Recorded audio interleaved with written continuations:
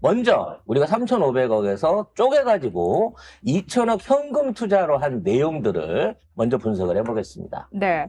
현금 투자 2천억 달러, 조선업 협력 1,500억 달러로 구성이 되는데요. 자, 연간 투자 상한 200억 달러가 설정이 됐습니다. 이건 우리 외환 시장의 충격을 완화하기 위한 금액이라고 할 수 있고요. 만약에 외환 시장이 불안하고 우려가 되면은 납입 시기나 금액 조정이 가능해집니다. 일본은 이런 거 없습니다. 그냥 쉽게 선방에 해야 말해서 됩니다. 2천억 달러를 현금을 주긴 주는데 최소한 10년은 끊어서 줘야 되고 1년에 200억 달러 이상은 못해 라고 가는 거죠. 여기에 몇몇 가지 추가로 여러분이 아셔야 될 조항이 이게 원금 보장성 투자입니다. 대미펀드는 원리금이 보장되는 사업에만 투자를 하기로 했고요. 원리금 상환 전까지는 한미 수익 배분 5대5. 그런데 만약에 원리금이 20년 내에 상환이 안 될 시에는 이 수익 배분 비율을 재협상하는 조건을 명시했습니다. 그러니까 우리가 현금 보장을 받으면 이건 날아가는 돈이 아니에요. 일본처럼 막 무슨 뭐 알래스카 가스전 이런 데 하는 게 아니라 정확하게 돈이 되는 데다가만 돈을 주는 거기 때문에 원금 보장을 해주기로 한 겁니다. 중요한 건 이 사업에 투자하는 투자 결정에 대한 매니지먼트를 한국이 담당하기로 한 거예요. 즉 한국이 이거 투자해도 괜찮아요 한 것만 투자하기로 했다는 거죠. 그 프로젝트 매니저를 김정관 산업통상부 장관이 하기로 했죠. 위원장을. 네. 근데 트럼프 대통령이 진짜 센 협상가라고 얘기를 했죠. 김정환 정말 엄청 장관을. 칭찬했어. 예. 그래서 이 투자를 현금 보장받고 하는데 200억 이상은 안 해요. 모자라도 200억 이상을 안 하고 더 중요한 거는 이 200억을 투자를 해가지고 이자를 받아야 되잖아.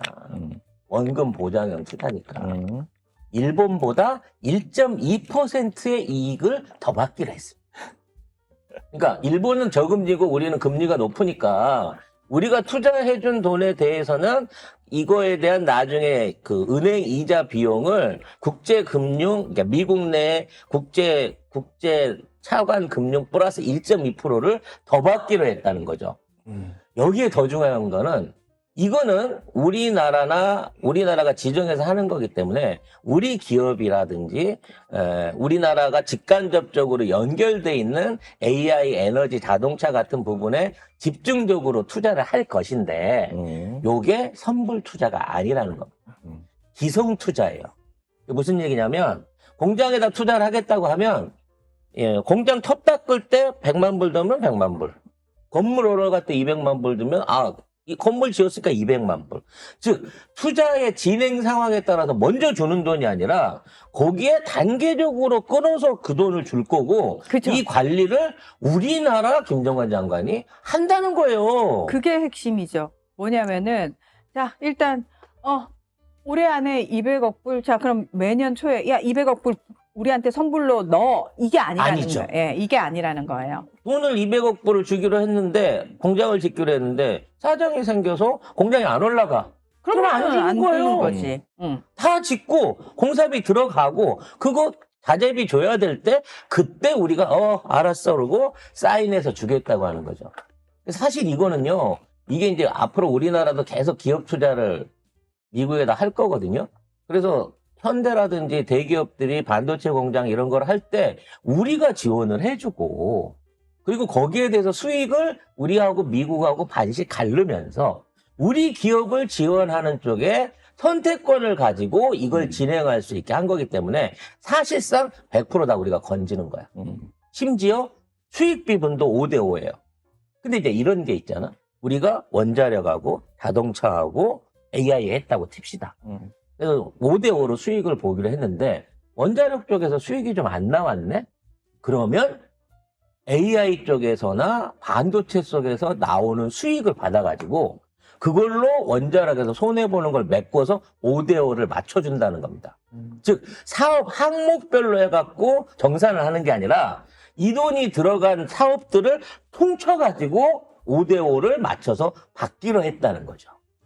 따라서 우리가 투자해서 받기로 한 50% 수익은 어떻게 되든지 간에 당해 못 받으면 그 다음에 받더라도 받을 수 있게끔. 그러니까 안 남으면 미국이랑 우리랑 못 가지니까 할 수 없지만 뭐를 해서라도 남는 거는 턴키 베이스로 해서 깔끔하게 5대5로 나눠 가진다라고 하는 조약을 했고 20년 지났는데도 수익이 안 나오면 그러면 우리 투자한 입장에서 힘들잖아. 투자금 빼주든가 9대1로 해주든가 요렇게 개협상을 하기로 하는 조건까지 넣어놨다는 거죠.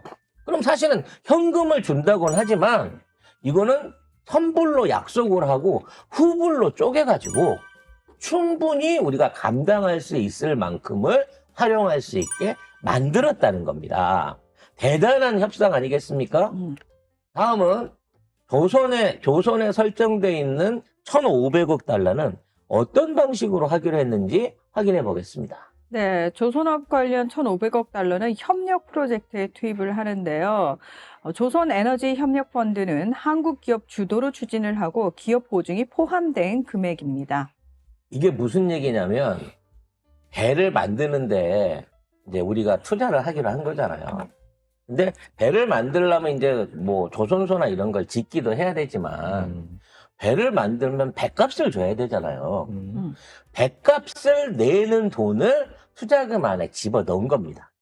그렇지. 원래 3,500억을 하라고 했는데, 아니, 조선으로 1,500억 빼. 이렇게 한 거지. 그래서 그 1,500억 가지고 예를 들어 뭐 조선소는 계속 지어야 되니까 조선소 짓는데 투자한 비용 같은 경우에는 미국 안에 들어가니까 회수가 좀 어려운데 자 배를 만들어 갖고 배값을 주는 보증하는 그 돈을 즉 한국에서 엔진이 들어오든 뭐 조립 철판이든 원료가 들어오든 아무튼 배를 만드는 데 필요한 비용을 빌려주는 것도 투자금으로 들어간다는 거예요.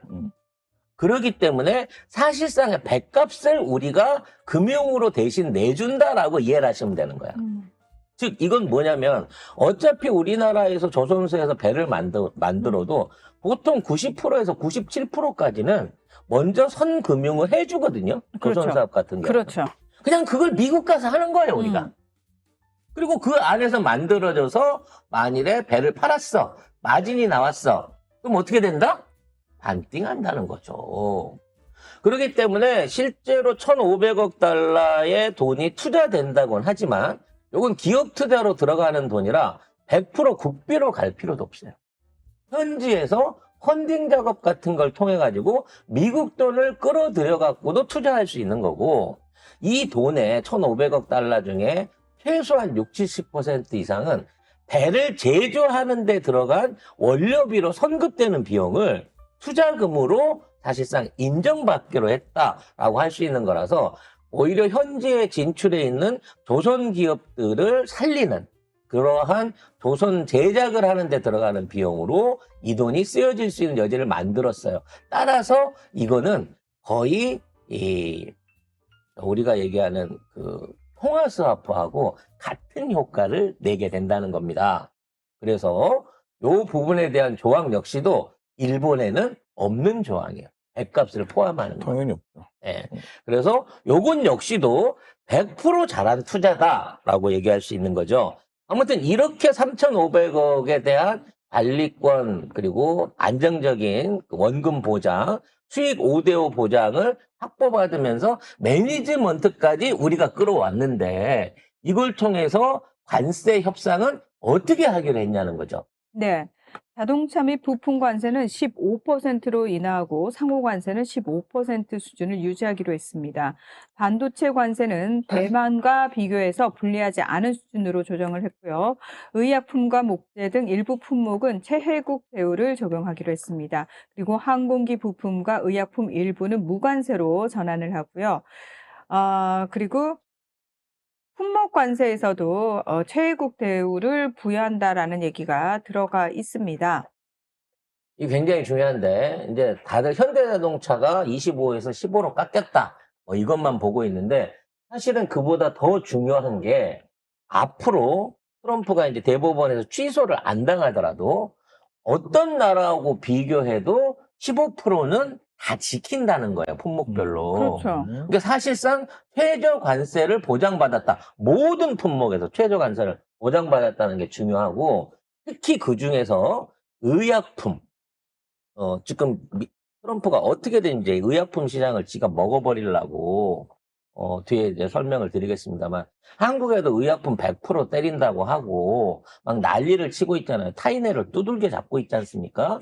막 소송하고 기여가 맞아요. 남는다 그러고, 이번에 아펙에 와서도 그 소리를 했어요. 정말 타이네를 회장이 들으면 진짜 뒤로 넘어갈 소리인데, 저는 그걸 딱 보면서, 트럼프가 사적으로 지금 투자하고 있는 사업이 뭔가라는 거를 바로 알 수 있었습니다. 첫 번째가 코인이고, 두 번째가 제네릭이에요. 의약품 사업에 얘가 뭔가를 투자를 하고 있습니다. 그리고 마지막 세 번째 사업이 뭔지를 좀 이따 국가 기밀로 여러분한테 알려드리려고 합니다. 이 모든 걸 한국에서 해결한 거예요. 그리고 가장 중요한 거, 목재가 들어갔다는 겁니다. 목재. 목재. 저는 이게 약간 의아했어요. 목재. 이게 뭐냐면 일본도 마찬가지예요. 일본도 모든 상호 관세의 15%가 됐지만 목재에 대한 부분을 못 얻어냈기 때문에 목재가 들어가면 그 비중에 따라서 관세율이 오를 수 있는 불리한 옵션을 갖고 있습니다. 그래서 가구 이야기가 거기서 나오는 그렇죠. 거네. 목재를 100% 하는 가구 같은 경우에야 뭐 어차피 눈에 보일 수 있는 거고, 가구를 한정지어서 관세를 매긴다면 이렇게 갈 수 있는데, 예를 들어 자동차를 수출했는데 자동차 안에 목재로 된 부품이 있단 말이야. 그래서 이건 상호관세 내용이 아니기 때문에 여기에 추가 관세를 물려야 된다라는 방식으로, 쉽게 말하면 피할 수가 없잖아.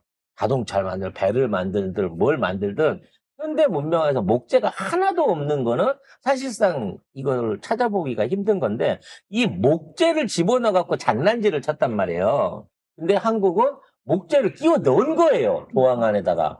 이건 유일한 방식인 겁니다. 그리고 가장 중요한 반도체 같은 경우에는 아직 대만하고의 구체적 협상이 안 끝났잖아요. 결국은 TSMC하고 뭐 우리나라하고의 싸움일 텐데, 어떠한 대만과의 협약이 있더라도 우리가 대만보다 손해를 보는 거는 아닌 방향으로 협정을 맺었기 때문에 사실상의 이것도 최혜국 대우를 받았다는 거죠. 이 상황에서 항공기 부품, 아까 얘기한 약, 그리고 천연자원, 이건 히토리고요. 비행기 엔진을 비롯한 앞으로 항공사업들이 한국하고 매우 교류가 높아진다는 얘기이기도 한 거고요. 제네릭, 그러니까 복제약 제품에 대한 수입 루트가 인도는 50%를 맡고 있어요.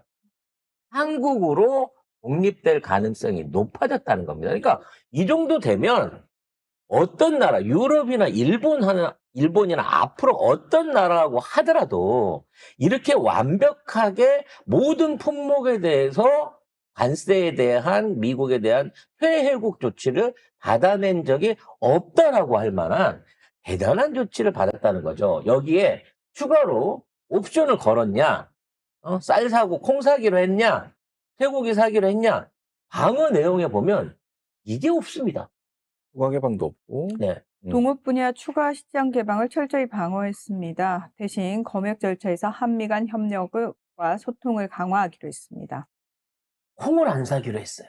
대도 누가 사 이제? 대두는 중국이 사기로 했습니다. 중국이 사요? 근데 중국이 사주니까 우리는 콩도 살 필요가 없어요.